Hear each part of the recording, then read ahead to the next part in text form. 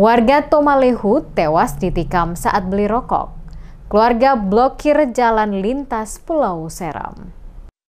Seorang warga desa Tomalehu, Kecamatan Amalatu, Kabupaten Seram bagian Barat atau SBB, Abdul Aziz Manuputi, 32 tahun, tewas ditikam saat hendak membeli rokok di sebuah toko di desa Hualoi. Pelaku yang diduga bernama Hamid Hehanusa, warga desa Hualoi, berhasil ditangkap pada Jumat 17 Januari 2025 pukul 06.00 waktu Indonesia Timur di kawasan hutan sekitar desa tersebut. Insiden tragis ini memicu kemarahan keluarga korban. Mereka memblokir jalan utama desa Tomalehu dengan membuat fondasi semen pada Jumat pagi. Jalan tersebut merupakan jalur lintas utama di Pulau Seram yang menghubungkan Kabupaten Seram bagian Barat, Maluku Tengah, dan Seram bagian Timur. Tujuan pemblokiran adalah untuk memastikan pelaku benar-benar telah ditangkap. Keluarga korban meminta polisi menunjukkan foto pelaku sebagai bukti penangkapan. Setelah pelaku berhasil diamankan, polisi bersama TNI, keluarga korban, dan warga setempat bekerja sama untuk membuka blokade tersebut. Saat ini kondisi keamanan di wilayah tersebut telah kondusif. Arus lalu lintas menuju 3 kabupaten di Pulau Seram dan menuju Pulau Ambon kembali lancar. Penangkapan ini berkat kerjasama antara Kapolsek Kairatu Timur, Ibda Ladwig Alphonse, bersama Kepala Desa Hualoi Arif Tubaka, serta pihak keluarga pelaku.